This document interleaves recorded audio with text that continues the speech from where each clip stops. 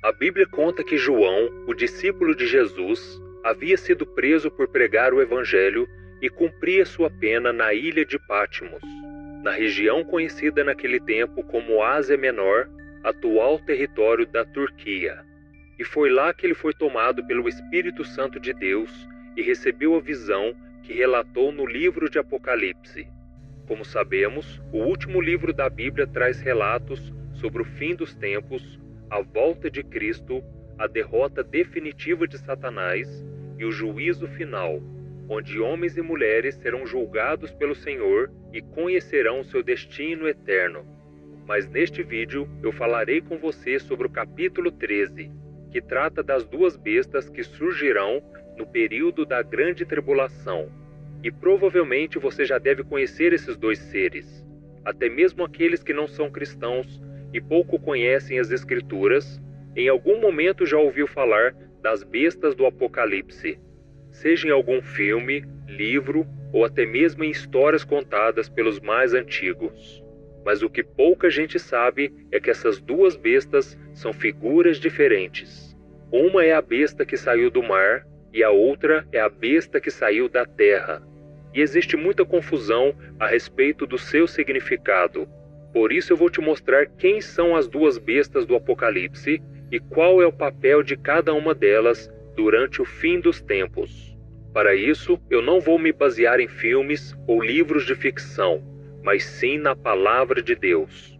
Mas antes de começarmos, eu quero pedir que você já deixe aqui o seu like, se inscreva no meu canal e ative o sininho para você ser avisado pelo YouTube sempre que eu colocar um vídeo novo, tá bom? E agora sim, eu quero ver com você o que o apóstolo João disse em Apocalipse capítulo 13 a respeito da primeira besta. Está escrito assim: Vi uma besta que saía do mar, tinha 10 chifres e 7 cabeças, com 10 coroas, uma sobre cada chifre, e em cada cabeça um nome de blasfêmia. A besta que vi era semelhante a um leopardo, mas tinha pés como os de urso e boca como a de leão. O dragão deu à besta o seu poder, o seu trono e grande autoridade. Uma das cabeças da besta parecia ter sofrido um ferimento mortal, mas o ferimento mortal foi curado. Todo mundo ficou maravilhado e seguiu a besta. O símbolo que mais caracteriza essa besta é o chifre.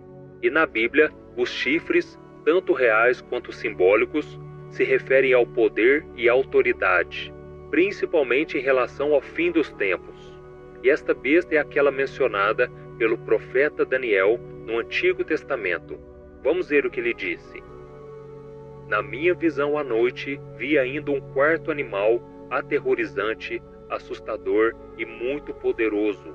Tinha grandes dentes de ferro, com as quais despedaçava e devorava suas vítimas, e pisoteava tudo que sobrava. Era diferente de todos os animais anteriores e tinha 10 chifres. Os estudiosos dizem que a primeira besta representa os gentios, ou seja, aqueles que não têm origem judaica, que é o povo escolhido pelo Senhor no Antigo Testamento, descendente de Abraão, mas que não reconheceu a Cristo como Filho de Deus. E mais, a visão de João a respeito desse ser, semelhante ao leopardo, com os pés de urso e a boca de um leão, é totalmente simbólica. A primeira besta, na verdade, virá ao mundo como um homem não judeu, muito poderoso e influente, capaz de convencer uma multidão de pessoas apenas com um discurso. Isso porque esta besta virá com grande poder e autoridade do dragão, ou seja, Satanás. Essa primeira besta é o Anticristo. A Bíblia diz que a sua sabedoria e carisma vão conquistar a todos e farão dele a pessoa mais admirável e querida entre todos os habitantes do planeta. Tudo isso vai torná-lo o homem mais notável e importante de todos os tempos. E após conquistar a confiança de todos e se tornar o líder sobre todas as nações da terra, a primeira besta mostrará sua verdadeira face e toda a euforia diante desse ser tão poderoso se transformará em dor e aflição. Ele blasfemará contra o nome de Deus e perseguirá e matará os seus santos. Enfim, como todas as obras de Satanás, a felicidade se transformará em choro. E logo depois, a partir do versículo 11 do capítulo 13, o apóstolo João começa a fazer relatos sobre a segunda besta. Vamos acompanhar juntos como foi a sua visão. Então vi outra besta que saía da terra, com 2 chifres como cordeiro, mas que falava como dragão. Exercia toda a autoridade da primeira besta, em nome dela, e fazia a terra e os seus habitantes adorarem a primeira besta, cujo ferimento mortal havia sido curado, e realizava grandes sinais, chegando a fazer descer fogo do céu à terra, à vista dos homens. Perceba que essa segunda besta também terá grande autoridade e fará milagres no nome da primeira besta. Assim como o anticristo, essa figura também virá em forma de homem, e a Bíblia o chama de falso profeta.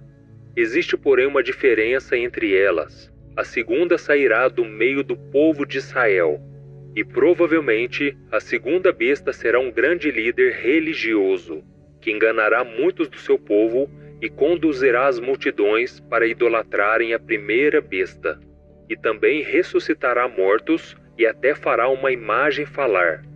E uma outra coisa que a segunda besta vai fazer é obrigar todos a receberem uma marca na mão direita ou na testa.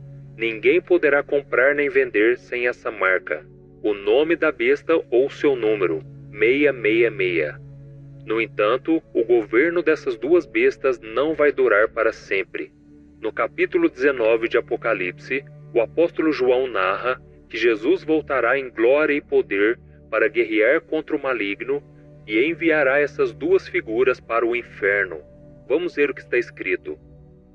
Então vi a besta, os reis da terra e os seus exércitos reunidos para guerrearem contra aquele que está montado no cavalo e contra o seu exército.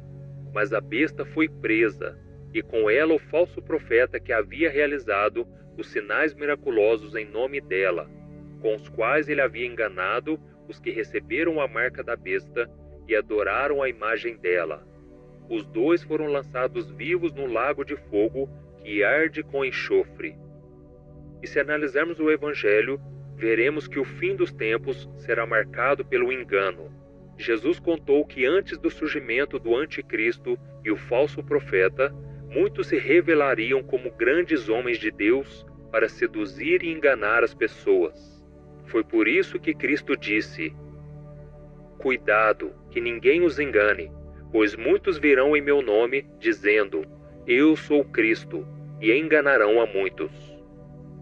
Jesus deixou claro que esses falsos profetas também farão grandes sinais e maravilhas, e muitos que se dizem religiosos e tementes a Deus acabarão sendo enganados por eles durante os últimos dias.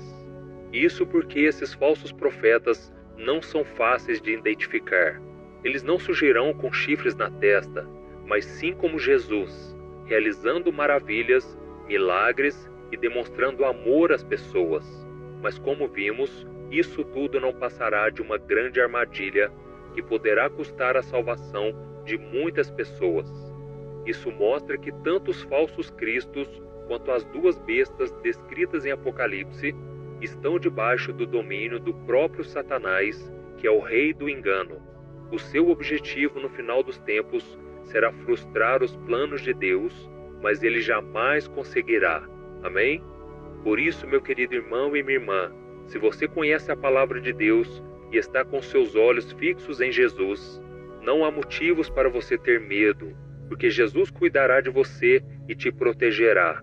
Eu sei que muitas pessoas têm medo do livro de Apocalipse, porque o leem fora de contexto e sem entender que boa parte dos relatos de João são simbólicos, ou seja, não haverá monstros com várias cabeças e chifres, cuspindo fogo em todo mundo, e sim figuras humanas que receberão poderes do diabo para dominar o mundo e fazer o mal à humanidade.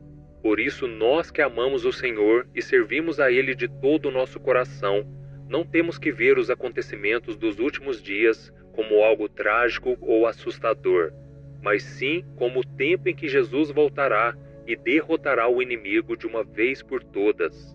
Então todos nós que estamos com Cristo viveremos dias de paz e alegria para sempre. Amém? Essa é a maior promessa que nós podemos receber. Então lembre-se, meu irmão, Jesus não perde no último capítulo do Apocalipse.